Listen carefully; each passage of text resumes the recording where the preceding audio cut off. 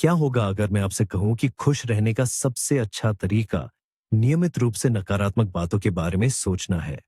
यह बेतुका लगता है ना? हम हमेशा सकारात्मक सोच के मंत्र सुनते आए हैं कि बुरे विचारों को खुद से दूर भगाना चाहिए। लेकिन आज हम इस सोच को पूरी तरह बदल देंगे। हम बात करेंगे नकारात्मक विजुअलाइजेशन, नेगेटिव विजुअलाइजेशन की। यह एक प्राचीन तकनीक है जो जीवन के प्रति आपके दृष्टिकोण को मौलिक रूप से बदल सकती है, आपकी चिंता कम कर सकती है और आपको सिखा सकती है कि आपके पास अभी जो कुछ भी है उसकी सराहना कैसे करें। हमारे साथ बने रहे और आप जानेंगे कि स्टोइक दर्शन की यह विरोधाभासी बुद्धिमत्ता आपको कैसे खुशहाल बना सकती है। तो यह अजीब विचार आखिर कहां से आया? नकारात्मक कल्पना, निगेटिव विजुअलाइजेशन की जड़ें बहुत पुरानी है, प्राचीन ग्रीस और रोम के समय की। इस अभ्यास का सक्रिय रूप से उपयोग स्टोइक दार्शनिकों द्वारा किया गया था, जैसे सेनेका, एपिक्टेटस एपिक्टेटस और यहां तक कि सम्राट मार्कस ऑरेलियस द्वारा। उनका लक्ष्य डिप्रेशन में पड़ना नहीं था, बल्कि इसके विपरीत मानसिक शांति प्राप्त करना था, जिसे वे एपैथी कहते थे, लेकिन उदासीनता के अर्थ में नहीं, बल्कि जीवन की कठिनाइयों के सामने अविचलित रहने के अर्थ में। उन्होंने एक सरल बात समझी, हम घटनाओं से उतना पीड़ित नहीं होते जितना उनके प्रति अपने डर से। तो आइए अब सिद्धांत की बातें छोड़कर सीधे अभ्यास की ओर बढ़ते हैं। तो यह पहली नजर में थोड़ी अनोखी लगने वाली नुकसान पर सचेत मनन की तकनीक आखिर काम कैसे करती है? इसकी शुरुआत एक बहुत ही आसान लेकिन बेहद असरदार मानसिक अभ्यास से होती है, और मैं चाहता हूं कि आप ठीक अभी मेरे साथ इसे आजमा कर देखें। शुरुआत के लिए आपको दुनिया के अंत या अपनी हर चीज खोने की कल्पना करने की जरूरत नहीं है। यह बहुत ज्यादा तनावपूर्ण हो सकता है। स्टोइक दार्शनिकों का मानना था कि छोटी चीजों से शुरुआत करनी चाहिए।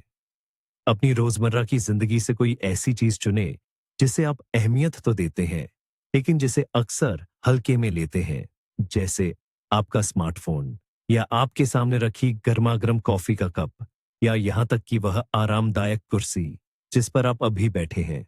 चुन लिया आपने, बहुत बढ़िया। अब एक पल के लिए अपनी आंखें बंद करें और पूरी बारीकी से कल्पना करें कि यह चीज अब आपके पास नहीं है।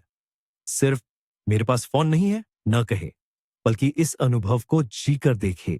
कल्पना कीजिए कि आप सुबह उठते हैं, नाइट स्टैंड की तरफ हाथ बढ़ाते हैं और वो वहां नहीं है। वो गुम हो गया है या बुरी तरह टूट गया है।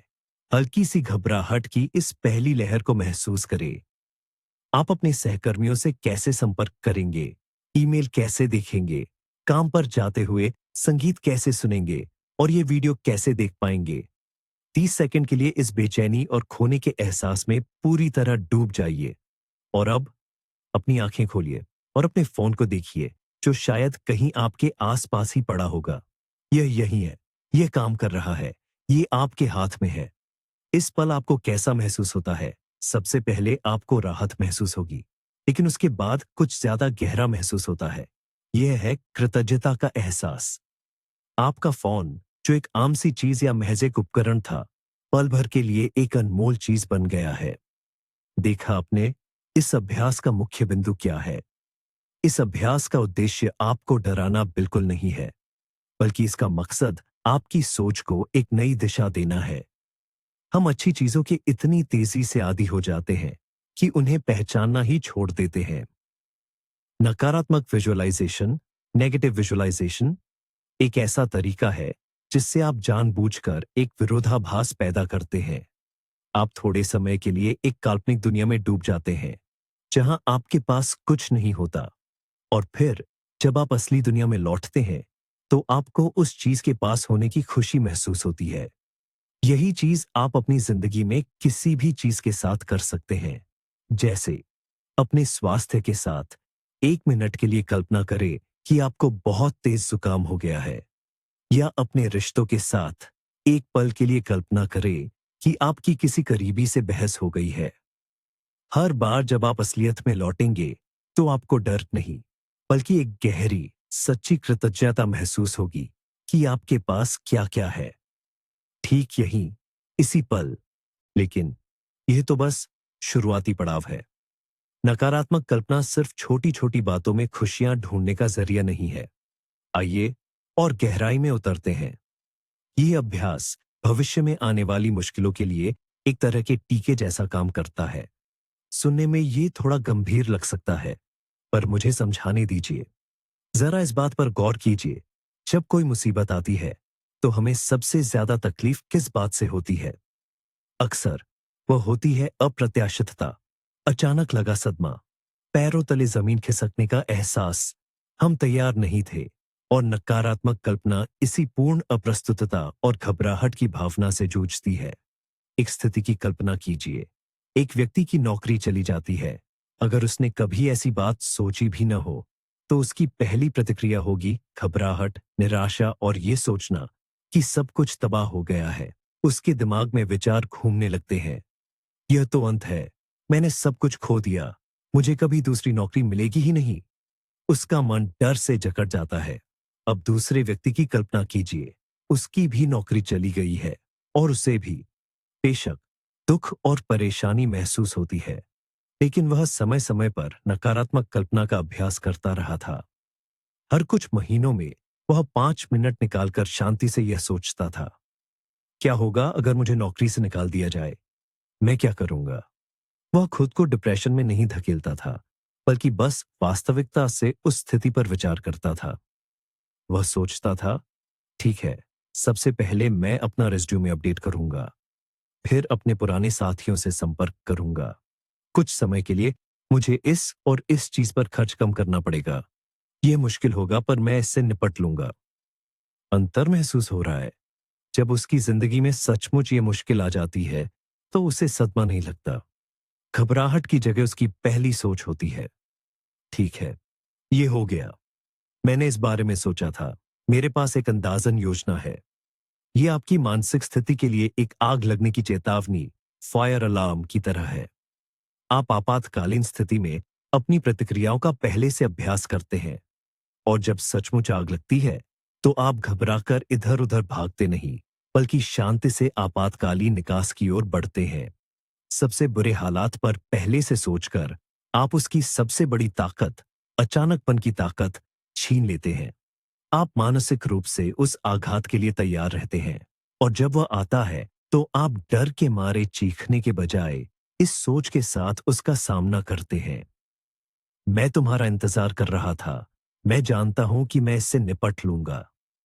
आप परिस्थितियों के शिकार होना बंद कर देते हैं, और ऐसे इंसान बन जाते हैं जो उनके लिए तैयार है। और अब सबसे महत्वपूर्ण और शायद चौंकाने वाला निष्कर्ष, जिसकी ओर स्टोइक्स इशारा करते थे।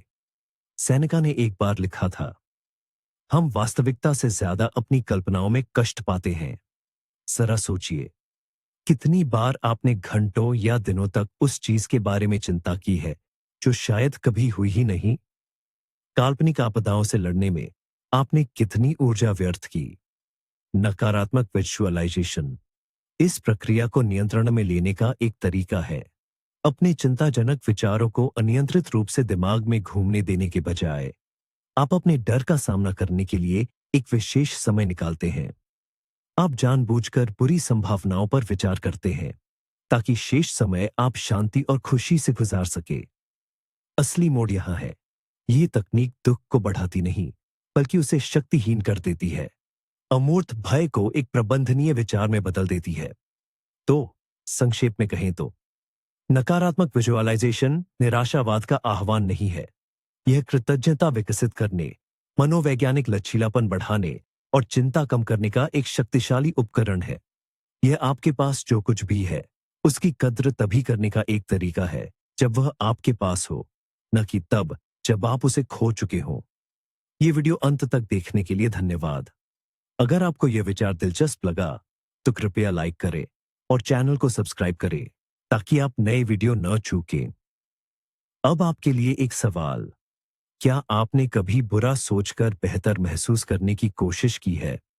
शायद आपके पास चिंता से निपटने के अपने तरीके हैं। अपना अनुभव टिप्पणियों में साझा करें।